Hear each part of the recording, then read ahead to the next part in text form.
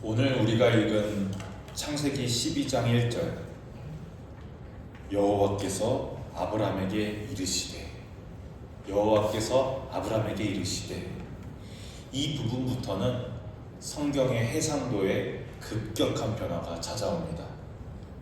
해상도의 변화가 찾아온다는 말이 무슨 말이냐면 마치 창세기 1장부터 이 이전의 11장까지는 커다란 대형 스크린 화면으로 우주의 산맥, 인류 역사의 산맥을 본 것과 같습니다. 한번 창세기 1장부터 11장까지의 내용이 어떤 내용들이 있었나 한번 살펴보면 말이죠. 창세기 1장 어떤 이야기들이었습니까? 온 우주를 창조하신 이야기 맞습니다. 창세기 2장과 3장은 인간을 창조하시고 남성과 여성을 창조하셨으나 그들이 타락하여서 에덴에서 쫓겨난 이야기였습니다. 그리고 4장은 무엇인가요? 가인과 아벨, 인류의 첫 살인 이야기를 우리가 다뤘었습니다. 그리고 9장, 창세기 9장에는 물에 의한 하나님의 심판과 다시는 이제 너희의 죄 때문에 심판하지 않겠다는 무지개 언약이 있었습니다. 그리고 마지막 창세기 11장에는 바벨탑 사건, 원래 언어가 하나였었는데 바벨탑 사건과 인류의 언어가 다양해지면서 이제 인류가 흩어지는 이야기가 12장 이전까지 1장부터 11장까지의 이야기입니다.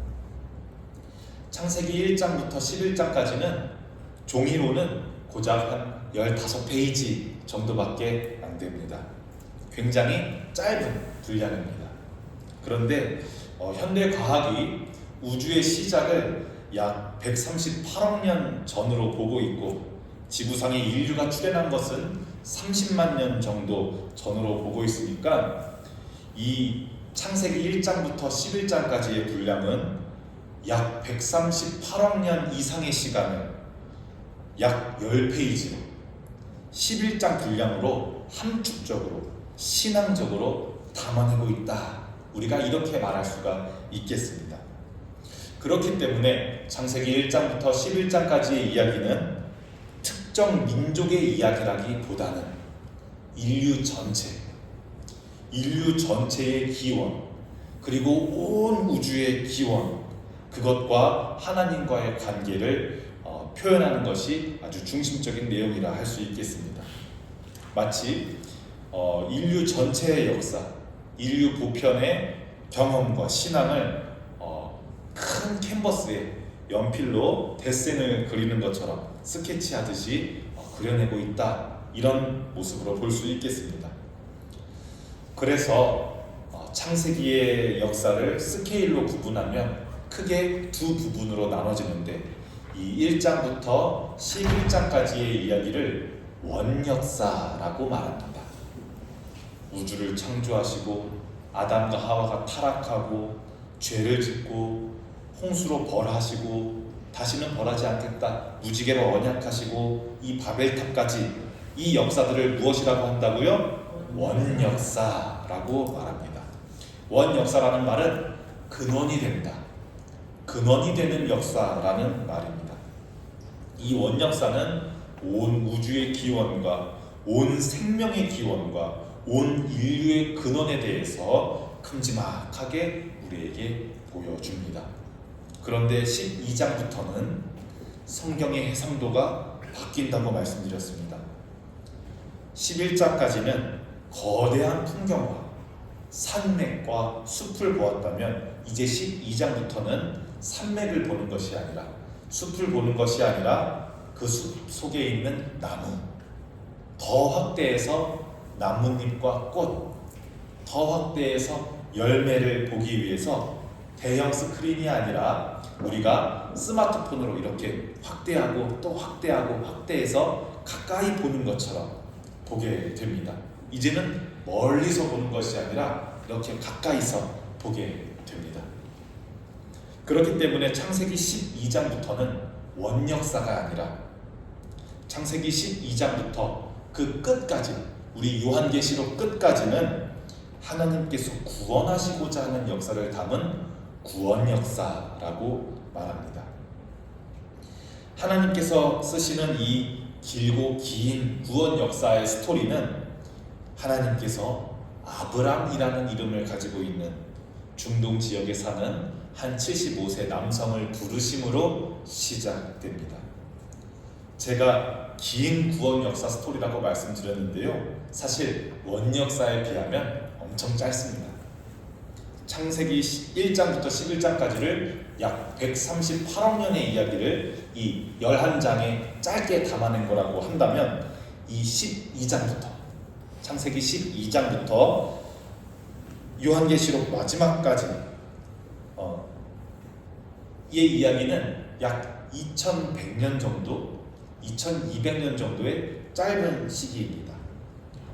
하나님께서 아브람을 부르신 때가 약 기원전 2000년 정도로 보고 있으니까 이 예수님께서 태어나시기 2000년 전이 바로 이 구원 역사의 시작점이라고 할 수 있겠습니다. 그러니 이 2000년 동안의 이야기에서 하나님께서 아브람을 부르시고 야곱을 부르시고 이삭을 부르시고 이스라엘이라는 나라를 세우시고, 그 배경 속에서 예수님이 탄생하시고 사역하시고 죽으시고 부활하시고 교회라는 모임이 생기고 종말의 완성까지, 이 모든 이야기가 2000년 안에 4000년 안에 담겨 있는 거죠. 오늘까지 포함하면요.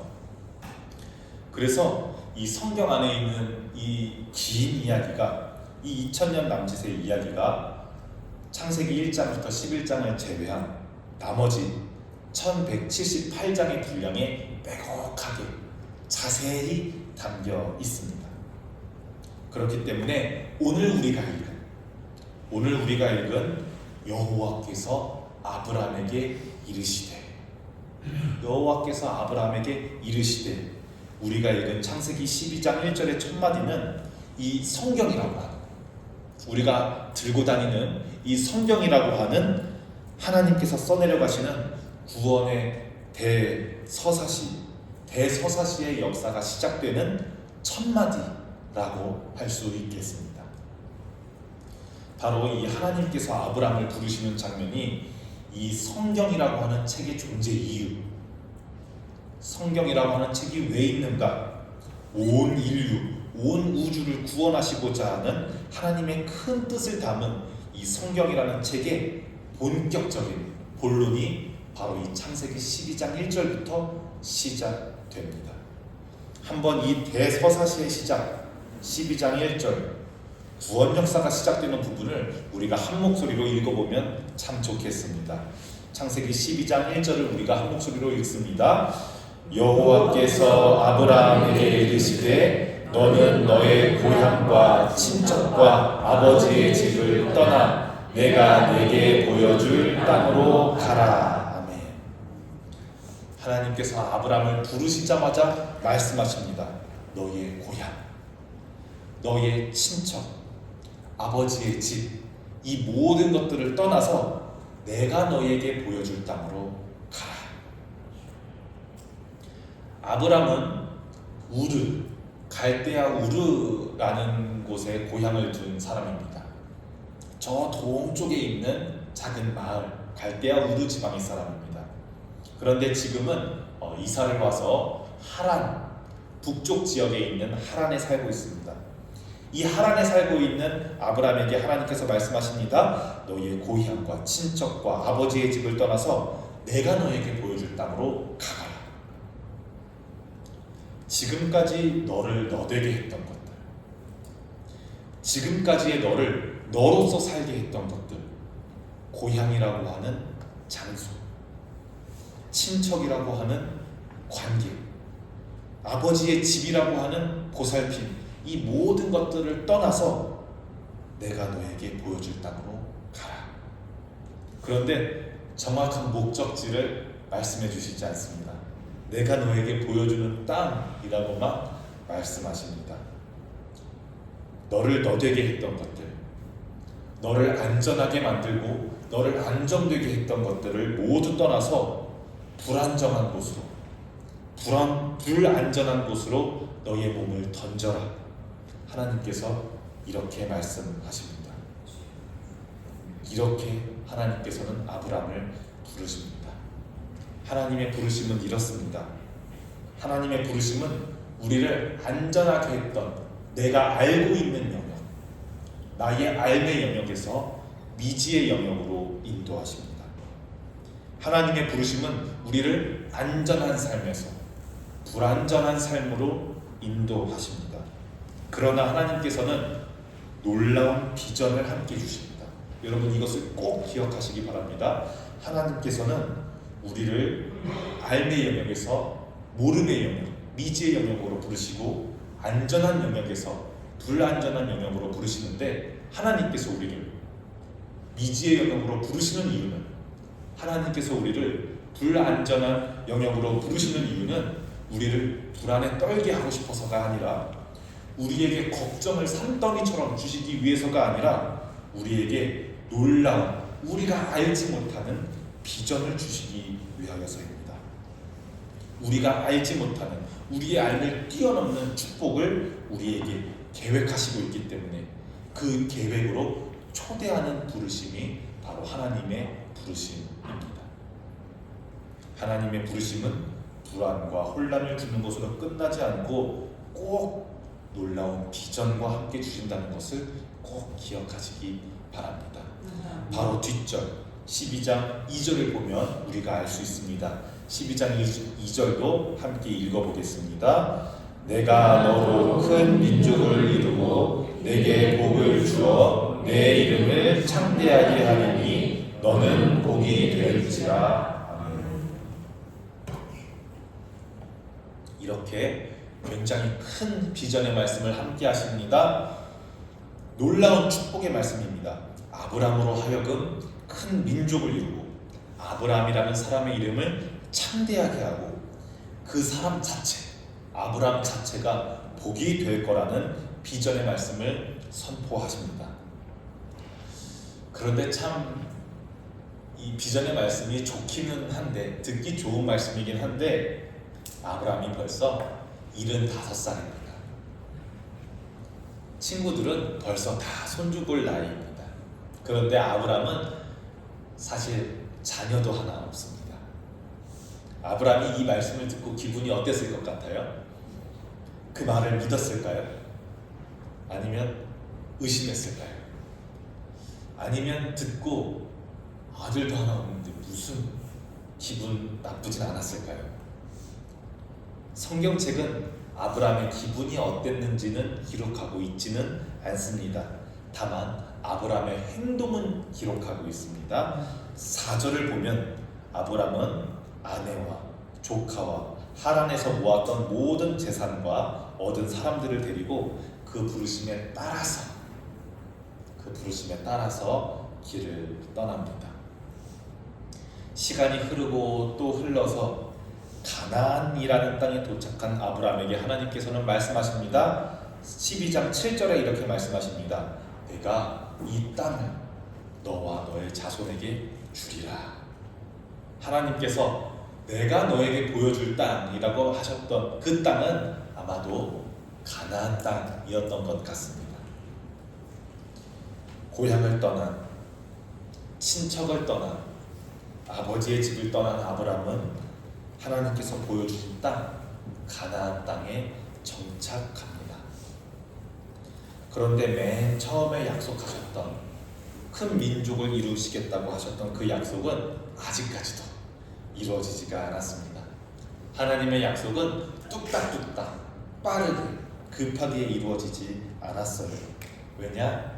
지금까지도 가나안 땅에 정착했던 이 땅까지도 내가 너에게 보여주겠다는 그 땅에 도착했음에도 불구하고 나는 자녀 한 명도 없거든요.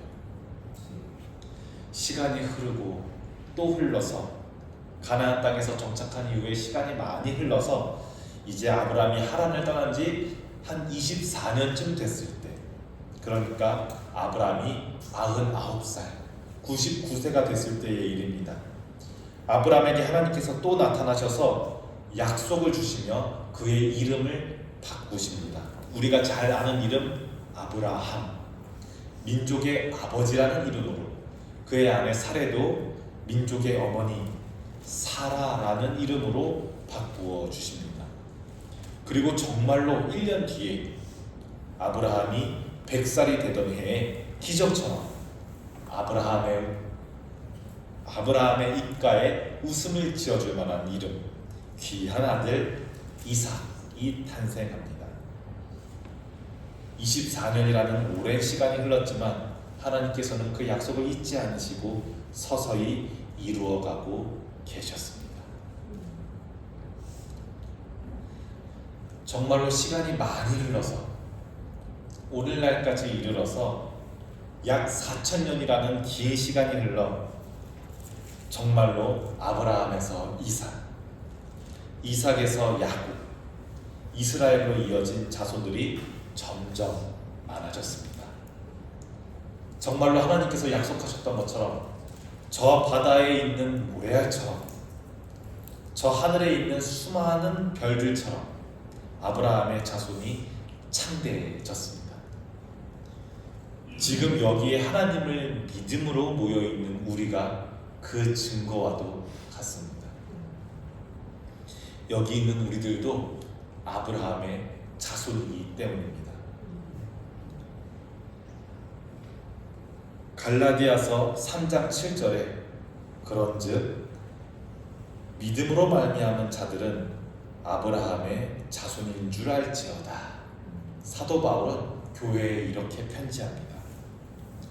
믿음으로 말미암은 자들, 하나님을 믿음으로 말미암은 자들은 믿음의 조상 아브라함의 자손이라 일컬음을 받는다고요. 시대가 다르고 나라가 다르고 사용하는 언어가 달라도 하나님을 믿는 그 믿음 안에서 아브라함의 하나님이 나의 하나님이 되고 모든 믿는 자들이 자손이 된다는, 모든 믿는 자들이 하나님 안에서, 주님 안에서 형제 자매가 된다는 놀라운 복된 말씀입니다. 하나님을 믿는 모두는 주 안에서 형제요 자매입니다. 동시에 또 믿음의 조상 아브라함의 자손입니다. 아브라함이 큰 민족을 이루고 그 이름을 떨치게 될 거라고 하신 하나님의 약속, 복의 근원이 될 거라고 한 하나님의 창세기 12장 1절의 그 약속은 마침내 이루어졌고 지금도 이루어져 가고 있습니다. 하나님께서는 아브라함을 이삭의 아버지가 되게 하셨을 뿐만 아니라 믿음으로 사는 모든 사람들의 조상이 되게 하셨습니다. 큰 민족의 아버지가 되게 하시고 위대한 이름을 주며 복의 근원으로 만드시겠다는 그 약속을 하나님께서는 이루셨습니다. 이제 말씀을 마치려고 합니다. 하나님은 아브라함을 부르실 때 익숙한 고향과 익숙한 가족과 익숙한 아버지의 집을 떠나서 미지의 땅으로 가라고 하셨습니다.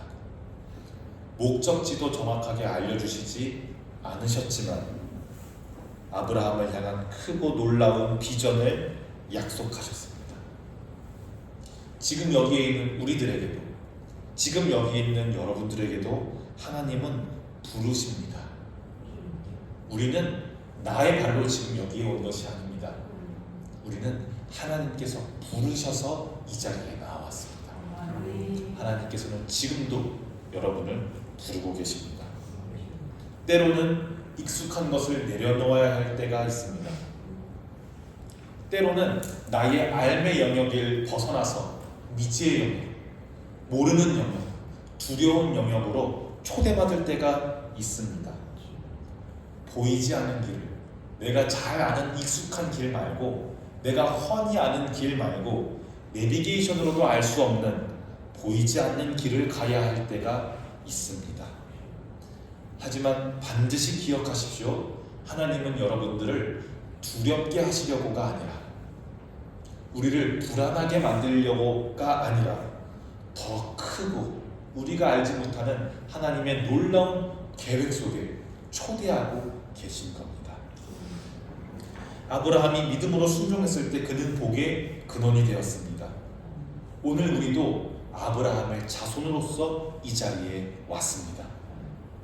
믿음의 자손으로서 이 자리에 모였음이 바로 그 증거입니다. 성경의 놀라운 구원 역사, 놀라운 구원 이야기의 시작은 바로 하나님께서 아브라함을 부르신 그 부름과 아브라함의 응답으로 시작되었습니다. 아브라함을 부르셨던 그 하나님께서 지금 여기에 있는 우리도 부르십니다. 여러분들도 믿음으로 응답하시기 바랍니다. 기도하겠습니다.